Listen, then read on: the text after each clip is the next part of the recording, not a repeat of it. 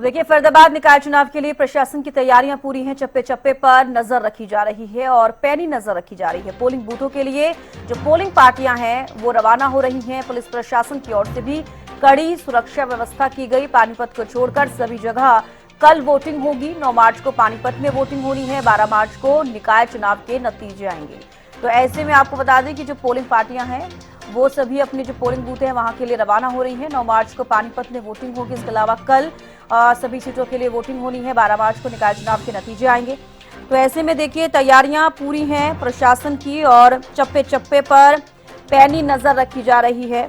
निकाय चुनाव के लिए प्रशासन पूरी तरीके से तैयार है। पोलिंग बूथों के लिए रवाना हो रही हैं पोलिंग पार्टियां। पुलिस प्रशासन की ओर से भी कड़ी सुरक्षा व्यवस्था की गई है।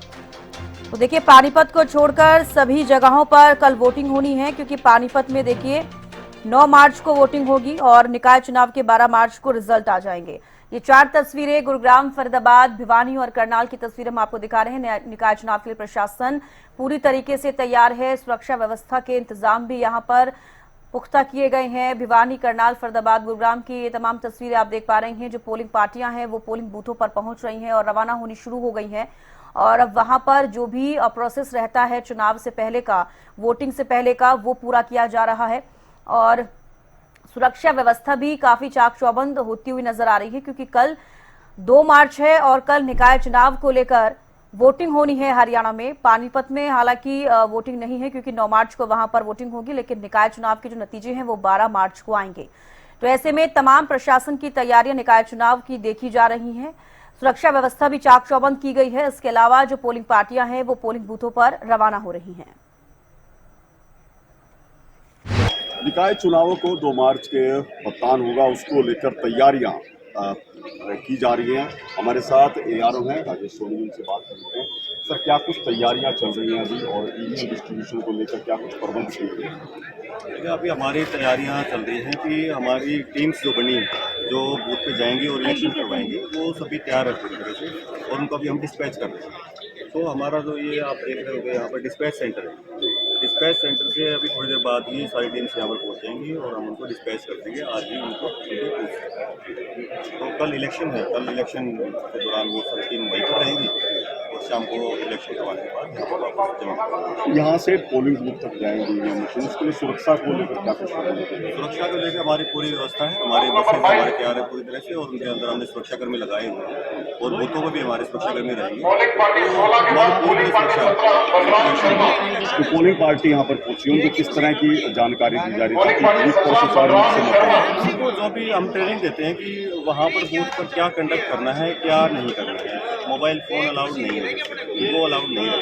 या अगर कोई वोटर आ जाता है जो कि वहाँ उसका नाम नहीं है, तो उसको हम किस तरह डील करना है, उसके पास कौन से हमने कार्ड देखना है, उसकी आइडेंटिटी कैसे आइडेंटिफाई करना है, ये सब चीज़ें हम उनको बता के भेजते हैं कि आप इस तरह से पूरा प्रोसेस क्या रहेगा। कब तक है जो पोलिंग पार्टी जब बूथ पर पहुंच जाएगी? आप डिस्पैच होनी शुरू हो गई है। अगले 2 घंटे के अंदर यहाँ से डिस्पैच हो जाएंगी और शायद 1-2 घंटे बाद सभी वहाँ पर पहुँच करके अपना उनको व्यवस्था बनानी होती है, उसकी सेटिंग करनी होती है, तो आज ही वो अपनी व्यवस्था करेंगे। तो बिल्कुल देखिए, निकाय चुनावों के लेकर तमाम तैयारियां कर ली गई हैं। करनाल नगर निगम की बात करें तो 3,01,900 मतदाता कल मतदान का इस्तेमाल करेंगे। हालांकि देखने वाली बात होगी कि वोट प्रतिशत क्या रहता है। 265 पोलिंग बूथ बनाए गए हैं करनाल नगर निगम के चुनाव के लिए। तस्वीरें आप देख लीजिए कि किस तरह से प्रबंध किए गए हैं। यहाँ से करनाल नगर निगम के लिए जो मेयर और पार्षद पद का चुनाव होना है उसके लिए ईवीएम डिस्ट्रीब्यूट की जाएंगी और ये काम जो है वो शुरू हो चुका है। आप देख सकते हैं कि पोलिंग पार्टी जो है वो लगातार यहाँ पहुँच रही है और यहाँ से जो डिस्ट्रीब्यूशन काउंटर बनाए गए हैं, खुद एआरओ जो है वो जो मौके पर मौजूद अधिकारी हैं उनसे बातचीत कर रहे हैं, बारीकी से निरीक्षण किया जा रहा है और आज यहाँ से ईवीएम का डिस्ट्रीब्यूशन होगा। आप देख सकते हैं कि जो पोलिंग पार्टी यहाँ पर पहुंची थी उनको ईवीएम मशीनें दी जा चुकी हैं। कुछ समय बाद ही कड़े सुरक्षा प्रबंधों के बीच ये ईवीएम मशीनें अपने अपने बूथों पर पहुंचेंगी। जैसा कि मैंने पहले आपको बताया कि करनाल नगर निगम चुनाव के लिए 3,01,900 मतदाता अपने मत का इस्तेमाल करेंगे और इसके लिए 265 पोलिंग बूथ बनाए गए हैं। इनमें से 14 बूथ जो हैं वो संवेदनशील हैं, जबकि 24 बूथ अति संवेदनशील चिन्हित किए गए हैं। ऐसे बूथों के लिए अतिरिक्त सुरक्षा के प्रबंध रखे गए हैं ताकि चुनाव शांतिपूर्ण तरीके से और निष्पक्ष तरीके से करवाए जा सके। ये जो ईवीएम डिस्ट्रीब्यूशन का कार्य अभी आगामी कुछ घंटे तक जारी रहेगा और उसके बाद ये ईवीएम मशीनें कड़े सुरक्षा के बीच मतदान केंद्रों पर ले जाई जाएंगी ताकि कल सुबह समय से ही शांतिपूर्ण तरीके से मतदान प्रक्रिया शुरू हो सके। हरियाणा न्यूज के लिए करनाल से महेंद्र सिंह। हरियाणा में निकाय चुनाव का कल पहला दिन और पहले दिन भिवानी जिले की अगर बात करें, सिवानी, लोहारू और बवानीखेड़ा नगर पालिकाओं के लिए चुनाव होने हैं। लोग अपने मताधिकार का इस्तेमाल करेंगे, शहर की सरकार का चुनाव करेंगे और ऐसे में मतदाताओं की जिम्मेदारी है कि वो भी बूथों पर जाकर अपने मताधिकार का इस्तेमाल करें। तो दूसरी तरफ एक ऐसा अमला, चुनावी अमला जो लगातार मुस्तैद रहता है चुनाव की प्रक्रिया शुरू होने से लेकर चुनाव की प्रक्रिया का अवसान होने तक, ये वो चुनावी अमला है, ये चुनावी प्रक्रिया का जो हिस्सा है। आज यहाँ पर जो है देख पाएंगे, ट्रेनिंग में भाग लेने के लिए आए हैं कुछ कर्मचारी, उनसे मैं बात करने की कोशिश करूंगा। चुनाव जो है कल संपन्न करवाया जाना है, किस तरह की तैयारियां, कितनी बार रिहर्सल हुई आपकी और कैसे तैयारी की गई? हमारी दूसरी बार रिहर्सल हुई है आज और कल मतदान है और प्रशासन ने बहुत अच्छी व्यवस्था कर रखी है और कर्मचारियों का पूरा ख्याल रखा है और निष्पक्षता से चुनाव कर्मचारी कराने के लिए पूरी तरह से तैयार हैं। पूरी तरह से तैयार है। भाई साहब, मैं आपसे बात करूंगा, किस पद पर आप डिप्यूट किए गए हैं यहाँ पर अगर चुनावी अमले में? सर, मैं प्रिजाइडिंग ऑफिसर हूँ। पहले भी चुनाव भुगताए हैं? हाँ, पहले भी तैयारियां पूरी हैं? पूरी तैयारियां सर, प्रशिक्षण है, पूरी तैयारियां हैं? बिल्कुल सर, एक जोश भी होता होगा कि चुनाव करवाया जाना एक तरह से लोगों के लिए त्योहार होता है, लेकिन कर्मचारी अमले के लिए भी त्योहार होता है। बिल्कुल सर, हमें सारी जो है ना एहतियात बरतनी होती है और पूरी मुस्तैदी के साथ काम करना होता है, तो हम पूरी तरह तैयार हैं चुनाव। एक अधिकारी और है हमारे साथ, वो बड़े मुस्कुरा रहे हैं, आपसे बात करूंगा मैं। राठी साहब है हमारे, जो है हालांकि कर्मचारी यूनियनों से भी ताल्लुकात है इनका सीधे तौर पर। राठी साहब, क्या कहेंगे, कितनी तैयारियां? सर, अच्छी तैयारियां पूरी तरह से मांगी है, जो प्रक्रिया कंप्लीट पहले भी करवाते रहे, इसको भी करवाएंगे सफलतापूर्वक। बाकी ट्रेनिंग स्टाफ ने जो मुख्य बातें जो मैं बता दी, रिफ्रेश कर दिया, अब हम तैयार हैं बिल्कुल चुनाव करवाने के। पूरी तरह से कमर कस चुके हैं, जो एक तरह से कहेंगे कि फौजियों की। जी, तैयारी है पूरी? बिल्कुल तैयारी है सर, सारी ड्यूटियां बिल्कुल कर दी गई हैं? बिल्कुल सारी ड्यूटियां आवंटित कर दी गई है। जी। और मेरी व्यवस्थाओं के लिहाज से बात करें, व्यवस्थाएं आपको सही लगती हैं कि ये व्यवस्था? हाँ, व्यवस्थाएं फिलहाल तो जैसे कि है, अब जो देख रहे हैं उसके हिसाब से व्यवस्थाएं अच्छी हैं। वैसे 2004 से इलेक्शन करवा रहे हैं और काफ़ी इलेक्शन करवाए हैं, बाकी व्यवस्था अच्छी है। अब देखते हैं कि किस किस जो लोकल जो गवर्नमेंट बनती है वो किसकी बनती है, कौन आता है। हमें तो अपना जो ड्यूटी है वो अपने टाइम से करनी है। ये बड़ी बात है कि सरकार किसी की बने, शहर की सरकार में किसी की हिस्सेदारी हो, लेकिन ये कर्मचारी अमला है, ये निष्पक्षतापूर्ण तरीके से, शुचितापूर्ण तरीके से, पवित्रतापूर्ण तरीके से जो है इन चुनावों को, क्योंकि चुनाव की गरिमा बरकरार रहनी चाहिए, लोकतंत्र का महापर्व है। बात चाहे लोकसभा चुनाव की करे, बात विधानसभा चुनाव की करे, एक ऐसा अमला है लगातार जो तैयार ही रहता है और इस चुनावी अमले की तैयारियां यहाँ भी पूरी देखी जा सकती है। ईवीएम मशीन्स का जो है प्रशिक्षण बाकायदा दिया गया था आज भी यहाँ पर ईवीएम। और एक बात जो भ्रांति थी, भले ही विपक्ष के द्वारा सवाल खड़े किए गए थे कि ईवीएम से चुनाव नहीं होना चाहिए, इस बात को लेकर राज्य चुनाव आयोग को पत्र भी लिखा गया था, लेकिन ईवीएम मशीनें जो है वो बाकायदा दी गई हैं। बैलेट यूनिट और आप देख पाएंगे ये तमाम जो कंट्रोल यूनिट ये यहाँ पर दी गई है और इनकी मार्फत जो है चुनाव संपन्न करवाया जाएगा। पूरे प्रदेश में जिस तरह से जो चुनाव हो रहे हैं वो चुनाव इसी मानद संपन्न करवाए जाएंगे।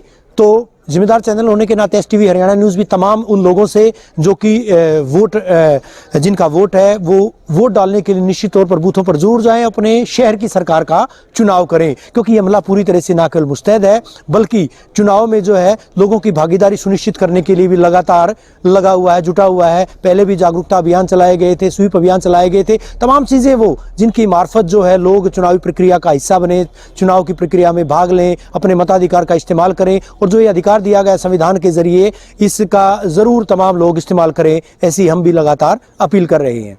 वीडियो जर्नलिस्ट सुमित अवस्थी के साथ रवि जांगड़ा, हरियाणा न्यूज़।